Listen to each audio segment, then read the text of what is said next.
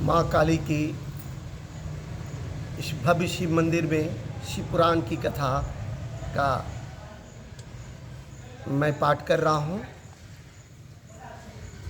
समस्त देशवासियों को प्रोफेसर डॉक्टर योगेश कौशल की ओर से जय गुरु ओम। कथा का शीर्षक है चंचुला की प्रार्थना से ब्राह्मण का उसे पूरा शिव पुराण सुनाना और समयानुसार शरीर छोड़कर शिवलोक में जा चंचुला का पार्वती जी की सखी एवं सुखी होना।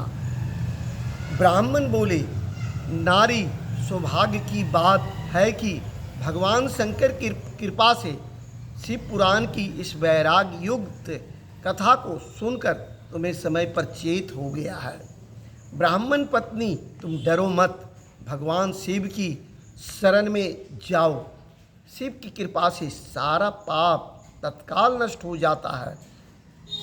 मैं तुमसे भगवान शिव की कीर्ति कथा से युक्त उस परम वस्तु का वर्णन करूंगा जिससे तुम्हें सदा सुख देने वाला उत्तम गति प्राप्त होगी।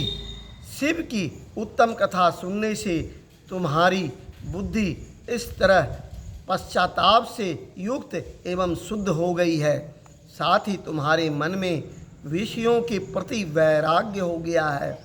पश्चाताप ही पाप करने वाले पापियों के लिए सबसे बड़ा प्रायश्चित है। तत्पुरुषों ने सब के लिए पश्चाताप को ही समस्त पापों का शोधक बताया है। पश्चाताप से ही पापों की शुद्धि होती है। जो पश्चाताप करता है वही वास्तव में पापों का प्रायश्चित करता है, क्योंकि सत्पुरुषों ने समस्त पापों की शुद्धि के लिए जैसे प्रायश्चित का उपदेश किया है, वह सब पश्चाताप से प्रयत्न हो जाता है। पश्चाताप पापकृतां पापानां निष्कृतः परा सर्वेषां वर्णितं सदिभ सर्व पापा विनाशो धनम। पश्चातापो नेव शुद्धि प्रायश्चितं करोति सः यथोत्तिष्ठं सद्भिर् सर्व पापा विशोधनम। तो पश्चाताप के विषय में कहा गया है कि अगर कोई गलती कर लेता है, किसी से गलती हो जाता है भूलवश भी, तो उसको अपना क्षमा मांग लेता है किसी से कि हमसे गलती हो गई है, तो भगवान कहते हैं उससे बड़ा कोई और नहीं है। और सारे उसके माफ़ी मांग लेने के बाद या क्षमा प्रार्थी कर लेने के बाद उसकी सारी गलतियों को माफ़ कर दिया जाता है और वह उसका अंतःकरण शुद्ध हो जाता है। तो जो पुरुष विधि पूर्वक प्रायश्चित करके निर्भय हो जाता है पर अपने कुकर्म के लिए पश्चाताप नहीं करता है, उसे प्राय उत्तम गति नहीं प्राप्त होती है। और जो पश्चाताप नहीं करता है उसे कहते हैं अच्छी गति नहीं मिलती है।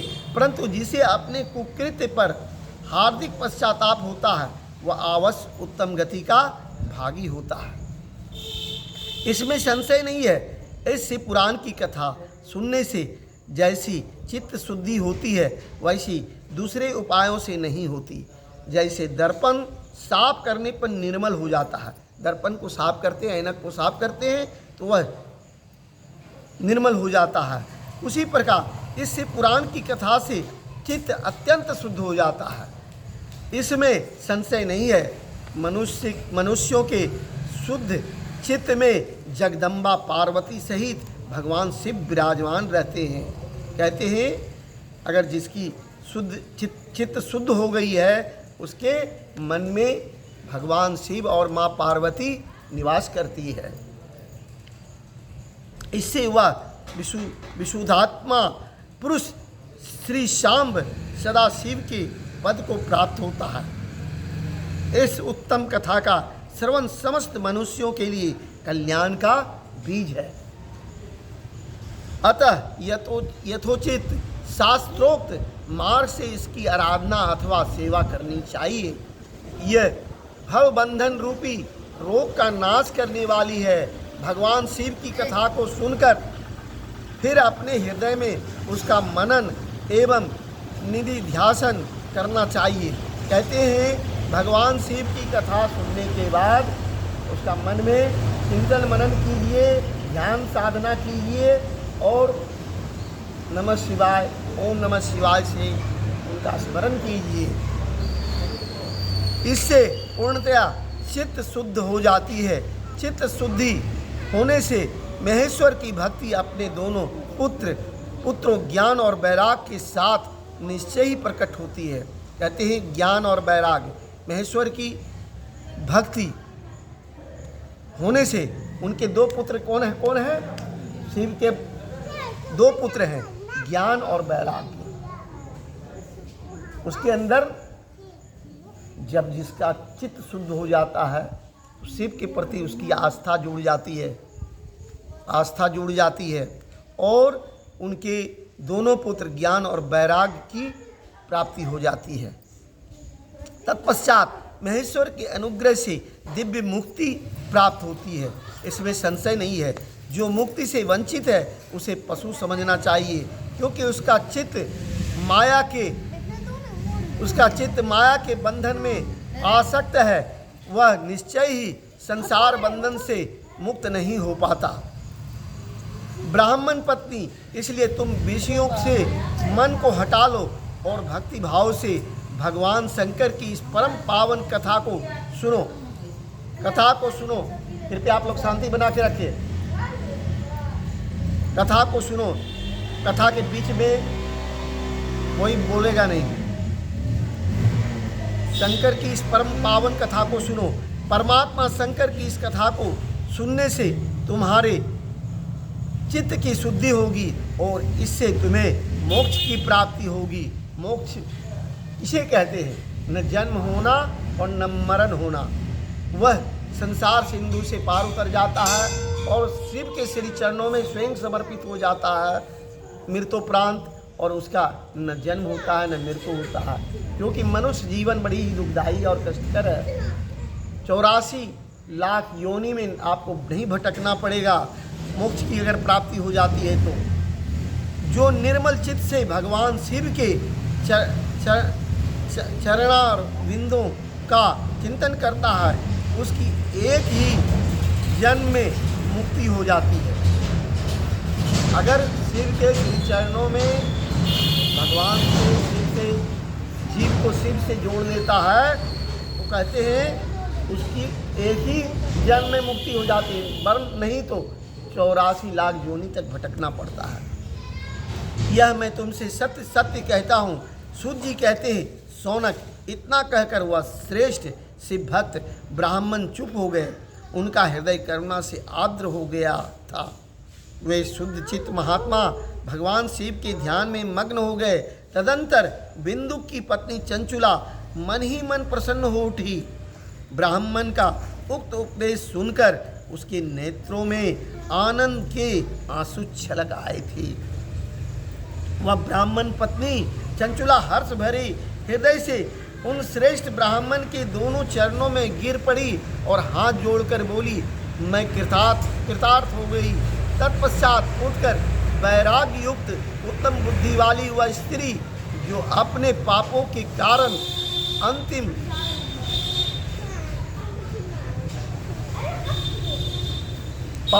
कारण आतंकित थी, उन महान शिव भक्त ब्राह्मण से हाथ जोड़कर गदगद वाणी में बोली। चंचुला ने कहा, ब्राह्मण शिव भक्तों में श्रेष्ठ स्वामी आप धन्य हैं, परमार्थदर्शी हैं और सदा परोपकार में लगी रहते हैं, इसलिए श्रेष्ठ साधु पुरुषों में प्रशंसा के योग्य हैं। साधु, मैं नरक के समुद्र में गिर रही हूँ, आप मेरा उद्धार कीजिए। पौराणिक अर्थ तत्वों से संपन्न जिस सुंदर शिव पुराण की कथा को सुनकर मेरे मन में संपूर्ण विषयों से वैराग्य उत्पन्न हो गया, उसी इस शिव पुराण को सुनने के लिए इस समय मेरे मन में बड़ी श्रद्धा हो रही है। सूत जी कहते हैं, ऐसा कहकर हाथ जोड़ उनका अनुग्रह पाकर चंचुला उस शिव पुराण की कथा को सुनने की इच्छा मन में लिए उन ब्राह्मण देवता की सेवा में तत्पर हो वहाँ रहने लगी। तदंतर शिव भक्तों में श्रेष्ठ और शुद्ध बुद्धि वाले उन ब्राह्मण देव ने उसी स्थान पर उस स्त्री को शिव पुराण की उत्तम कथा सुनाई। इस प्रकार उस गोकर्ण नामक महाक्षेत्र में उन्हीं श्रेष्ठ ब्राह्मण से उसने शिव पुराण की वह परम उत्तम कथा सुनी, जो भक्ति, ज्ञान और वैराग को बढ़ाने वाली तथा मुक्ति देने वाली है। उस परम उत्तम कथा को सुनकर वह ब्राह्मण पत्नी अत्यंत कृतार्थ हो गई। उसका चित्त शीघ्र ही शुद्ध हो गया। फिर भगवान शिव के अनुग्रह से उसके हृदय में शिव के सगुण रूप का चिंतन होने लगा। इस प्रकार उसने भगवान शिव में लगी रहने वाली उत्तम बुद्धि पाकर शिव के सच्चिदानंद मय स्वरूप का बारंबार चिंतन आरंभ किया। तत्पश्चात समय के पूरे होने पर भक्ति, ज्ञान और वैराग से युक्त हुई चंचुला ने अपने शरीर को बिना किसी कष्ट के त्याग दिया। यानी वो मृत्यु को प्राप्त हो गई। चंचुला मृत्यु को प्राप्त हो गई। इतने में ही त्रिपुर शत्रु भगवान शिव का भेजा हुआ एक दिव्य विमान आया, जो पापनी थी, दुराचारनी थी। वह शिव पुराण की कथा को सुनी और उसका हृदय पवित्र हो गया, उसका मन निर्मल हो गया। और जब उसकी मृत्यु हुई तो शिवलोक से एक पुष्पक विमान आया उसे लेने के लिए।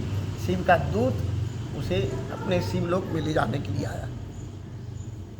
तो कहते हैं दिव्य विमान द्रुत गति से वहाँ पहुँचा, जो उनके अपने गणों से संयुक्त और भांति भांति के शोभा साधन से संपन्न था। चंचुला उस विमान पर आरूढ़ हुई और भगवान शिव के श्रेष्ठ पार्षदों ने उसे तत्काल शिवपुरी में पहुंचा दिया। उसके सारे मल धुल गए थे। वह दिव्य रूप धारिणी दिवांगना हो गई थी। उसके दिव्य अवयव उसकी शोभा बढ़ाते थे। मस्तक पर अर्धचंद्र का मुकुट धारण किए हुए वह गौरांगी देवी शोभाशाली दिव्य आभूषण से विभूषित थी। शिवपुरी में पहुंचकर उसने सनातन देवता त्रिनेत्रधारी महादेव जी को देखा। सभी मुख्य देवता उनकी सेवा में खड़े थे। गणेश, भृंगी, नंदीश्वर तथा वीरभद्रेश्वर आदि उनकी सेवा में उत्तम भक्ति भाव से उपस्थित थे। उनकी अंग कांति करोड़ों सूर्यों के समान प्रकाशित हो रही थी। कंठ में नील चिन्ह शोभा पाता था। 5 मुख और प्रत्येक मुख में 3-3 नेत्र थे। मस्तक पर अर्धचंद्राकार मुकुट शोभा देता था। उन्होंने अपने वामांग भाग में गौरी देवी को बिठा रखा था, जो विद्युत पुंज के समान प्रकाशित थी। गौरीपति महादेव जी की कांति कपूर के समान गौर थी। उनका सारा शरीर श्वेत भस्म से भासित था। शरीर पर श्वेत वस्त्र शोभा पा रहे थे। इस प्रकार परम उज्ज्वल भगवान शंकर का दर्शन करके वह ब्राह्मण पत्नी चंचुला बहुत प्रसन्न हुई। अत्यंत प्रीति युक्त होकर उसने बड़ी उतावली के साथ भगवान को बारंबार प्रणाम किया। फिर हाथ जोड़कर वह बड़े प्रेम, आनंद और संतोष से युक्त हो विनीत भाव से खड़ी हो गई। उसके नेत्रों से आनंदाश्रुओं की अविरल धारा बहने लगी। आनंद से उसकी आंखों से अविरल आंसू बहने लगी और तथा संपूर्ण शरीर में रोमांच हो गया।